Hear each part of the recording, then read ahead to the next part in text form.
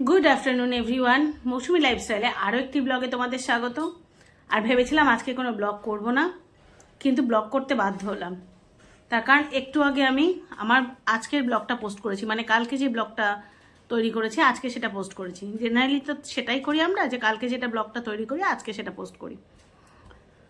তো স্নান করে উঠে আজকে তো যেহেতু দাদা ছিল না, দাদা রাত্রে আসবে, তো ভাবলাম রাত্রে ঠিকঠাক রান্না করব। সকালে সেভাবে রান্না বান্না করিনি, কারণ বাচ্চারা আর আমি আছি, অতটা লাগে না। তা বসে বসে একটু মানে অন্যদিন সন্ধ্যাবেলা গিয়ে কি বিকালে গিয়ে কমেন্ট সেকশনটা দেখি, আজকে দুপুরবেলায় দেখছিলাম।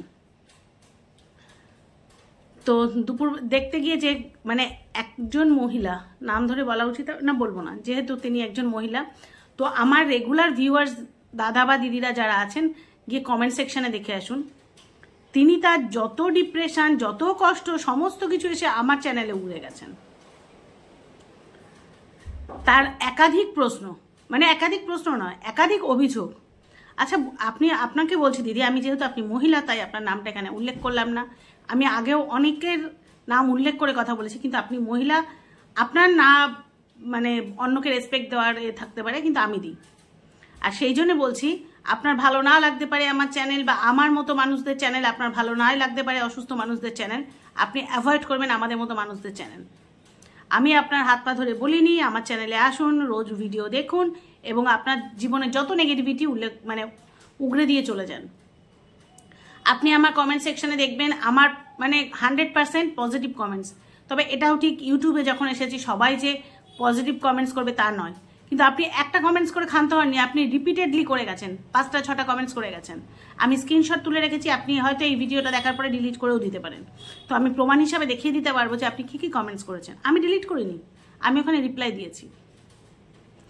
আসলে কি বলুন তো, হাতে ফোন তুলে নিলেই পজিটিভ মাইন্ডের হয়ে নেওয়া যায় না। আপনার হয়তো সারাদিন কোনো কাজই নেই, আপনি বসে বসে অন্যের ভিডিও দেখেন আর তার কোথায় কি খুঁত আছে সেগুলো খুঁজে বসে বসে কমেন্টস করেন। ইউটিউবে এতগুলো মানুষের ভালোবাসা পেতে গেলেও না একটা বেসিক ক্ষমতা দরকার হয়। আমার যদি মানে 10 জন ভিউয়ার্স রেগুলার থাকে না, 10 জনই আমায় ভালোবাসে। আর তাদের ভালোবাসায় আমার ইউটিউবে আসা, পয়সার জন্য নয়। আমি কিন্তু আজও পেমেন্ট পাইনি যে এভরিডে ব্লগ পোস্ট করি। আপনি যদি ইউটিউব সম্পর্কে এতটুকু জেনে থাকেন, গিয়ে দেখুন, আমি এখনো কোনো পেমেন্ট পাইনি। আই রিপিট, যে আপনি বলছেন পয়সার জন্য আমি ভিডিও করছি, নো, এখনো নয়। তবে হ্যাঁ, ডেফিনেটলি একটা টার্গেট সবারই থাকে যে একটা জায়গায় পৌঁছানোর, কিন্তু আমি জানি আমার জীবদ্দশাতে হয়তো আমি সে জায়গায় পৌঁছাতে পারবো না। তাহলে আমি কিসের জন্য ব্লগ পোস্ট করি? এতগুলো মানুষের ভালোবাসা, সেই অ্যাচিভমেন্টটাও একটা অ্যাচিভমেন্ট, সেটাও একটা পাওনা, বড় পাওনা। জীবদ্দশাতে যে পেমেন্টটা ঢুকবে এটা আশা করি না। তো সেটা আপনি যেটা লিখেছেন পয়সার জন্য নয়, ভালোবাসার জন্য, যেটা আপনি বুঝবেন না বা আপনার মতো নেগেটিভ মানুষের মানে মানসিকতার মানুষরা বুঝবে না। আপনারা মানতেই পারেন না যে একটা অসুস্থ মানুষও সুস্থ মানুষের মতো জীবনযাপন করার চেষ্টা করে বা করতে পারে, তারা সংসারটা সামলেও ব্লগিং করতে পারে। আপনারা তো স্মার্টফোন আছে, তুলে নিন না, করুন, এতগুলো মানুষের ভালোবাসা অর্জন করে দেখান। কেউ তো আপনাকে বারণ করেনি, করুন, করে এতগুলো মানুষের ভালোবাসা অর্জন করুন। এটাও একটা ক্ষমতা। প্রতিদিন এতগুলো মানুষের ভালোবাসা পাওয়াটা না অনেক বড় পাওনা, যেটা মাঝে মাঝে আপনার মতো দু একটা ছুটকাট মানে মানুষ এসে এরকম দুম করে একটা কমেন্টস করে দিয়ে চলে গেল। মাসে একটা হলো এরকম আপনার মতো মানুষ আসে, আমি তাদেরকে বলি কেন আসেন, কেন দেখেন, ভালো নাই লাগতে পারে আপনার। আমি তো আপনাকে ঘাট ধরে বলিনি আমার ভিডিও আপনাকে দেখতেই হবে, আমার ওয়াচ আওয়ার আপনাকে ফিল আপ করতে হবে, না, দরকার নেই। যাদের ভালো লাগবে, যারা আমায় ভালোবাসে, তারা এমনিই আসবে আমার ভালোবাসার টানে। নিজের জীবনে নেগেটিভিটি না এসে অন্যের জীবনে মানে ছড়াবেন না। একটু ইউটিউব খুললে দেখবেন বড় বড় ব্লগার আছে যারা না প্রতি মুহূর্তে নিজেদের সমস্ত অক্ষমতাকে কাটিয়ে সুন্দর করে নিজের যেটুকু হাতে সময় পাচ্ছে না সেটুকুকে সুন্দর করে বাঁচার চেষ্টা করছে। কিসের এতে জানেন? হ্যাঁ, অবশ্যই তারা এখান থেকে ইনকাম করছে, আমার আজকে ইনকাম না এলো, তাদের ইনকাম আসছে, কিন্তু তার থেকেও বেশি কিসের জন্য জানেন? এতগুলো মানুষের ভালোবাসায় ভর করে, এতগুলো মানুষ প্রতি মুহূর্তে প্রে করছে, এটা কি কম পাও না? এতগুলো মানুষ প্রতি মুহূর্তে আমার জন্য প্রে করছে তুমি ভালো থাকো, সুস্থ থাকো। প্রতিটা মুহূর্তে এতগুলো মানুষ বলছে যে ছোট্ট করে হলেও সামনে এসো, কথা বলো। সেটা কম পাওনা নয়, সেটা আপনি বুঝবেন না, বা আপনার মতো নেগেটিভ মানসিকতা মানুষটা কখনোই বুঝবে না। তাই বলছি, আপনার যদি আমাদের মতো মানুষদের ভিডিও দেখতে ভালো নাই লাগতে পারে, খুব স্বাভাবিক, কেউ জোর করবে না আপনাকে। কিন্তু প্লিজ, যারা আমরা এই শুধু মানুষগুলোর ভালোবাসার উপরে, তাদের পজিটিভিটির উপরে ভালো থাকার চেষ্টা করছি, তাদের জীবনটা নেগেটিভিটি দিয়ে ভরিয়ে দেবেন না, এটাই আপনার কাছে রিকোয়েস্ট। আর সেই জন্য আজকে আমি ব্লগ করতে এসেছি। আমি আজকে ভেবেছিলাম নাহলে এখন বেলা 3টে বাজে, আমি এখনও ব্লগ স্টার্ট করিনি, এটা হতে পারে না। আমি দেরি করে হলেও 11টার মধ্যে ব্লগ স্টার্ট করি। আমি জেনারেলি এরকমও আছে, আমি ভোরবেলা 4:30টাও শুরু করেছি, আবার যেদিনকে আমার শরীর খারাপ থাকে, বেলা হয় একটুখানি ছোটো করে হলেও বেলা 11টাতেও শুরু করেছি, কিন্তু 3টেতে ব্লগ স্টার্ট করেছি, এমন কোনো দিন নেই। আমি ভেবেছিলাম কালকে আমার কমিউনিটি পোস্ট দেবো, দিয়ে বলবো যে আমি একটা দিন একটু অফ নিয়েছি, নিজেকে জাস্ট একটু রেস্ট দেওয়ার জন্য। কিন্তু আপনার মতো নেগেটিভ মানুষদের উত্তর না দিলেই নয়, কারণ না হলে কী হবে বলুন তো, আপনারা আমার মতো আরও কিছু মানুষের কমেন্টস বক্সে গিয়ে আপনাদের নিজেদের নেগেটিভিটি উড়ে দিয়ে আসবেন। আমারটা তো আছেই, আমার মতো অনেক মানুষ আছে যারা নিজেদেরকে সুস্থভাবে সাধারণ মানুষের মতো বাঁচার চেষ্টা করছে, নিজের অসুস্থতা, নিজের অক্ষমতাকে কাটিয়েও নিজেকে ভালো স্বাভাবিকভাবে বাঁচানোর চেষ্টা করছে, সেটা আপনারা করতে দেবেন না। আরে বাবা, হোক না আমি 1 বছর বাঁচবো, হোক না আমি 6 মাস বাঁচবো, সেই 6 মাসটা তো আমি স্বাভাবিকভাবে বাঁচতে পারি, নাকি 6 মাস ধরে বসে বসে কাঁদবো, কালকে আমি মরে যাবো, কালকে আমি মরে যাবো, এটাই চান আপনারা?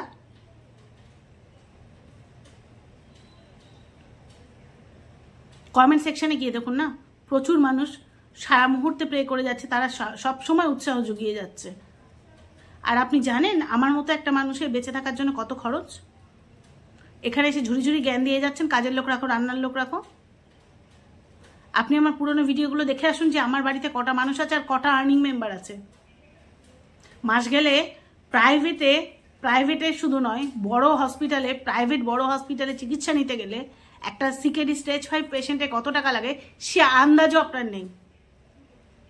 আর আপনি যদি আপনার রেগুলার ভিউয়ার্স হতেন তাহলে দেখতে পেতেন যে আমি কতটা কাজ করি আর আমার সংসারের বাকি কাজগুলো কে করে। আমার হাজবেন্ড, আমার বড় মেয়ে, এরা আমার সংসারে 80% কাজ করে দেয়। কিন্তু আমিও সুস্থভাবে বাঁচতে চাই, তাই সারাদিন বসে থাকতে পারি না। আমি যতক্ষণ সুস্থ থাকি, আমার যতটুকু ক্ষমতা আমি ততটাই করি। আপনি জানেন না যে আমার মেয়ে বা আমার হাজবেন্ড আমাকে বেশিরভাগ কোনো ভারী কাজই করতে তো দেয়ই না, এবং বেশিরভাগ কাজই করতে দেয় না।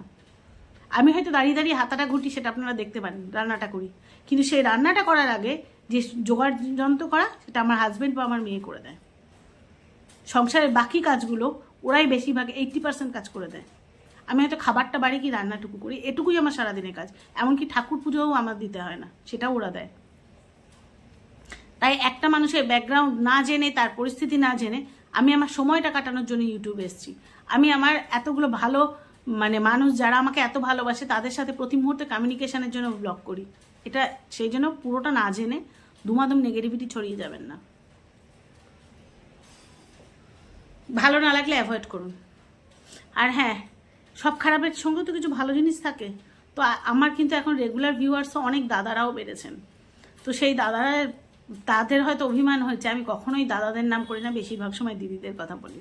অ্যাকচুয়ালি প্রথম থেকে বেশিরভাগ সব দিদিরা আমার ব্লগ দেখেন, তো সেই দাদাদের বলছি থ্যাংক ইউ দাদা, আপনারাও এখন এইভাবে আমার পাশে এসে দাঁড়িয়েছেন, আমাকে সাপোর্ট করছেন, প্রতি মুহূর্তে সুন্দর সুন্দর কমেন্টস করছেন, এভাবেই পাশে থাকবেন এই বোনটার, এটাই বলার।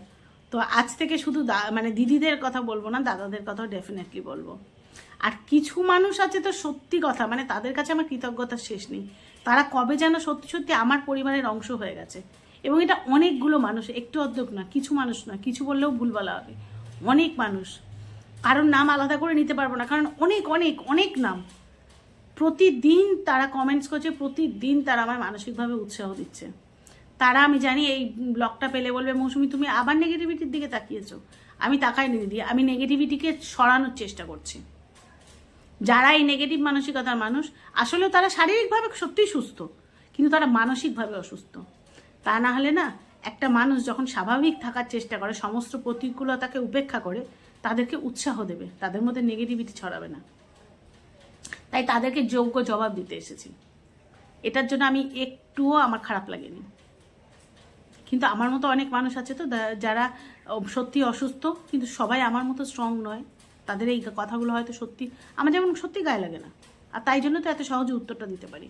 কিন্তু সবার তো সমান নয় না, তাই আমার মতো মানুষদেরকে যাতে তার আগে অসম্মান করতে না পারে তাই উত্তরটা দিতে এলাম। একটা দুটো মানুষ তো এলোমেলো থাকবেই, কিন্তু তার সাথে যে তোমরা এতগুলো পজিটিভ মানুষ আমার পাশে আছো, এত দাদা দিদিরা, এটাই আমার কাছে অনেক পাওনা। তো এবার গিয়ে শুতে হবে। মিঠি তো ভোরবেলা স্কুলে গেছিলো, উঠেছে। ওর আবার বিকালে ক্যারাটের ক্লাস আছে, তো ব্লগটা করবো না বলেছিলাম, যখন এখন থেকে শুরুই করলাম তাহলে শেষটুকুও করবো, নাহলে তো এইটুকু ব্লগ পোস্ট করা তো একটা মুশকিল হয়ে যাবে। তো চলো এবার মিঠির পাশে গিয়ে শুয়ে পড়ি। মিঠি অলরেডি ঘরে চলে গেছে। বাচ্চাদের সামনে এত কিছু বলতে চাইনি বলে ওকে ঘুম পাড়াতে পাঠিয়ে দিয়েছি মামকে দিয়ে। আর দাদা তো ফেরেনি, দাদা ফিরছে, রায়দিঘি থেকে ফিরছে। দাদা আর দাদা সিনিয়র দুজনেই একসঙ্গে আসছেন ফিরে, তো হয়তো বিকালের মধ্যে চলে আসবে। এখন দেখা যাক, যদি মিঠির ক্লাসের আগে যদি আসতে পারে নিয়ে যাবে, আর নাহলে আমি নিয়ে যাব, কারণ আমার পায়ের ব্যথা একদমই ঠিক হয়ে গেছে। একটা উইকনেস কাজ করছিল, সেটাও কমে গেছে, একটু শুধু ঘুমটা বেশি পাচ্ছে, আর কোনো প্রবলেম নেই। তো যদি ফিরে আসে মানে মিঠির ক্লাসের আগে তো ভালো, না হলে আমি নিয়ে যাব। আর মাম একটু পরে পড়তে চলে যাবে, গড়িয়াহাটে পড়া আছে। তো চলো মিঠির পাশে গিয়ে একটুখানি রেস্ট নিয়ে নিই, তারপর আবার ফেরত আসছি। তো মিঠি ক্লাসের জন্য রেডি হয়ে গেছে, ওর বাবা এসে গেছে, আমাকে আর যেতে হলো না, ওর বাবাই নিয়ে যাচ্ছে ওকে ক্যারাটে ক্লাসে। আমার একটু দেখি,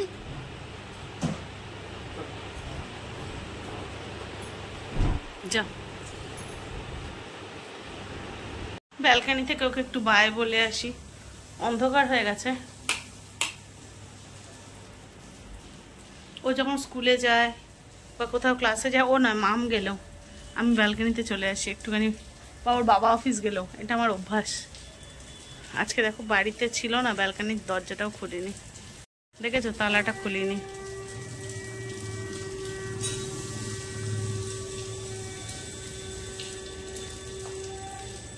বেরিয়ে গেছে। আর আমাদের বাড়িতে সবার অভ্যাস, কোথাও গেলেও ওই দেখো পাশের মন্দিরে গিয়ে একটু প্রণাম করে তাই বেরোনো, এটা মিঠির অভ্যাসে পরিণত হয়েছে। টাটা। তো মিঠি চলে গেল, ওর বাবা এসেছে এই দিন মিনিট 15 হয়েছে, দুপুরবেলা তো ওখান থেকে খেয়ে দিয়ে এসেছে। এবার সন্ধ্যাবেলা চা খাবো, তো বসে আছি। দেখো সারা বাড়ির লাইট জ্বলছে। আমার কাজ, আমার বাড়িতে আমার কাজ জানো, সারা বাড়িতে শুধু লাইট বন্ধ করে বেড়ানো, সবাই শুধু লাইট জ্বালবে আর আমি। ফ্যান এই ঘরে 2খানা ফ্যান চলছে একসাথে, এই একটা এই একটা। এবার রয়েছে একা, আমার কাজ হচ্ছে কোথায় কত লাইট জ্বলছে, কোথায় কটা ফ্যান চলছে, সেগুলো বন্ধ করে বেড়ানো। তো এবার বাড়ি এলে তারপরে আমি ইয়ে করবো, চা করবো। ততক্ষণ বসে বসে একটু টিভি দেখি, একা একা কী করবো। বড় মেয়ে গেছে পড়তে, মিঠি গেল ক্যারাটে, ওর বাবা দিয়ে চলে আসবে, তারপরে আবার আনতে যাবে। 6:30টায় ক্লাস শুরু, তো 8টায় শেষ, আবার 8টা বাজতে 10-এ যাবে আনতে। বাড়ির পাশে বেশিরভাগ মায়েরা এসে বসে থাকে, কিন্তু বসবো না, আমরা বসি না, বাড়ির কাছে তো, আবার 8টা বাজতে 10-এ গিয়ে নিয়ে আসবে। আর হ্যাঁ, আজকে কিন্তু ঋতুপর্ণাদি খুব রেগে গেছে। আমি যেমন ওই মহিলার কমেন্টস পরে প্রচণ্ড রেগে গিয়ে শুরুর দিকের ভিডিওটা করেছি, তেমনি ঋতুপর্ণাদিও প্রচণ্ড রেগে গেছে, এবং কমেন্ট সেকশানে ঋতুপর্ণাদি গিয়েও কিন্তু ওই মহিলাকে অনেক কথা বলেছেন। তো আমার এটাই ভালো লাগা যে আমার দিদিরা কিন্তু আমার সব কিছুতে পাশে আছে, আর পাশাপাশি অনেক দিদিরা খুব চিন্তা করছো আমি কেমন আছি। আমি কিন্তু এখন একদম ঠিক আছি, শুধু একটু ঘুমটা পাচ্ছে, এছাড়া কিন্তু আর কোনো প্রবলেম নেই। ব্যথা পুরো সেরে গেছে, দুর্বলতাও কাটিয়ে উঠেছি, একটু ঘুমটা বেশি পাচ্ছে, ওটাও একদিন বেশি ঘুমালে ঠিক হয়ে যাব। আর যেটুকু সমস্যা ছিল আমার মনে হয় কালকে ডায়ালিসিস আছে আবার, ওটা পুরোটাই কেটে যাবে। মাঝে মাঝে একটু তো হবেই, আসলে কি বলতো, সব কিছুর তো মেজারমেন্ট আছে আমার খাওয়া দাওয়ার, একটু এপাশ ওপাশ হয়ে গেলেই তখন প্রবলেমটা হয়, কিন্তু সেটা কিন্তু মেজর প্রবলেম নয়। একটু ব্যথাভূতি মানে কি বলবো, একটু কোথাও জল জমে গেলে ব্যথা হওয়া, কি একটু ইউরিক অ্যাসিড বেশি হলে ব্যথা হওয়া, এগুলো তো থাকবেই আমাদের মতো পেশেন্টদের, বলো। আর সেটা আমাদের মেনে নিতেও হবে, কিছু করার নেই। আর বাকি রইল সংসারের কাজ করা। আর যতক্ষণ সুস্থ থাকবো, কাজ না করে বসে থাকা যায়। আমি তো ঠিক আছি, মাঝে মাঝে যেটুকু দুর্বলতায়, আর আমি যেটুকু কাজ করি সেটা যথেষ্ট কম।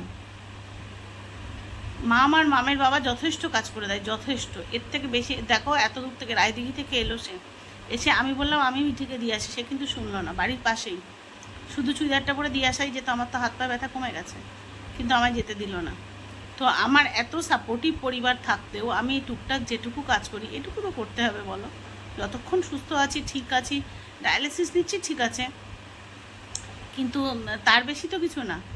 তো ওটাও পার্ট অফ লাইফ হয়ে গেছে। যখন ক্রাইসিস কিছু তৈরি হবে আমি কি সত্যিই করব? যখন আমার নিউমোনিয়া হয়েছিল আমি 1.5 মাস বিছানা থেকে নিচেই নামিনি, কাজ তো দূরস্থ। তখন আমি ব্লগিং করতাম না বলে তোমরা দেখতে পাওনি। তো যখন হেঁটে চলে বেড়াচ্ছি, পুরো ঠিক আছি, তখন এইটুকু কেন করবো না বলো? আর সেটা আমার দিদিরা খুব ভালো করেই জানে। মাঝে মাঝে কিছু উটকো কমেন্টস চলে আসে, তো সেগুলো ইগনোর করি। কিন্তু এদেরকে কেন উত্তর দিই জানো? কারণ এরা না অনেক বেশি নেগেটিভিটি ছড়ায়, আমার মতো আরও ব্লগারদের মানে কমেন্টস বক্সে গিয়ে। তো যাই হোক, চাটা চাপিয়ে দিয়ে এতক্ষণেও পৌঁছে গেছে।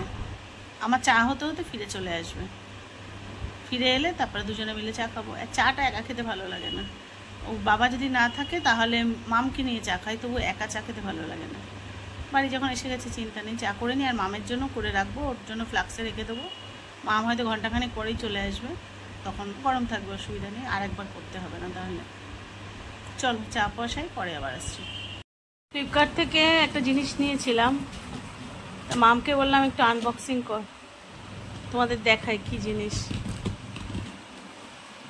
বাড়ির কেউ জানে না, সবাই বলছে এত বড় বক্সে কি নিয়েছো, কি নিয়েছো।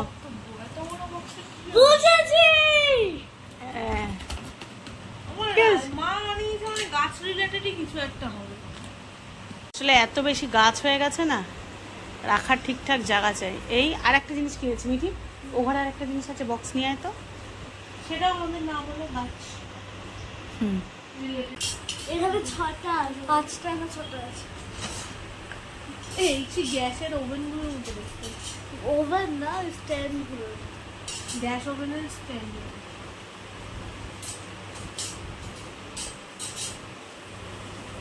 এই যে টোটাল গাছ রাখার জায়গা। মানুষ রাখা যাবে 9টা। তো রান্না বান্না করে বাচ্চাদের খাইয়ে ধুয়ে সব সেরে সুরে এই ঘরে ঢুকলাম। এখন রাত 11:15 বাজে, 11:15। এবারে শুতে হবে, কারণ তোমরা জানো কাল ডায়ালিসিস, আর ডায়ালিসিসের দিন অনেক ভোরে উঠতে হয়। আর তার মধ্যে কালকে যেহেতু মঙ্গলবার, মিঠির স্কুলও আছে, তো সকালবেলা উঠে ওর টিফিন গোছানো, নিজেরটা গোছানো, সবার চা করা, অনেক কাজ থাকে। যতই হোক মানে 4:15-20 মধ্যে উঠতে হবে। তো এখন যদি না আসি পারবো না। আর রাত্রেবেলা তো রান্না করলাম, সেগুলো শেয়ার করিনি, তাহলে ব্লগটা অনেক বড় হয়ে যাবে। কারণ তোমরা জানো ডায়ালিসিসের আগের দিন আমি সব করে রাখি, না হলে পারি না। তো সেগুলো সব করে রেখেছি যাতে বাড়ি ফিরে এসে কিছু করতে না হয়। শুধু ভাতটা দাদা সমস্ত তরকারি জাল দিয়ে ভাতটা করে রাখবে, বা মাম যে হোক করবে। এবার মামের স্কুল আছে, যে রান্না করে রাখতে পারবে তা তো সম্ভব নয়। স্কুলে যাওয়ার আগে খাবার মানে ভাতটা তৈরি করে সব খাবার গরম করে ফেলতে পারবে, সেই জন্য আর করলাম না। আর অনেক বেশ বড় হয়ে গেছে ব্লগটা, সেই জন্য আর ওগুলো শেয়ার করলাম না। কি কি করেছিলাম কালকে তোমাদের দেখাবো, কারণ রাত্রে খেলেও সব তরকারি তো কালকের জন্যও রাখা রয়েছে। আর আমি অ্যাজ ইউজুয়াল রাত্রে যেমন হালকা খাই, ভাত রান্না করেছি ঠিক কথা, কিন্তু ভাত খাইনি, কারণ আমি খেতে পারি না। রাত্রে খেলে আমার উল্টে কষ্ট হয়, তো তাতেও হাঁপিয়ে গেছি দেখো। তো চলো আজকের ব্লগটা এখানেই শেষ করি। সবাই যে যেখানে আছো ভালো থেকো, সুস্থ থেকো।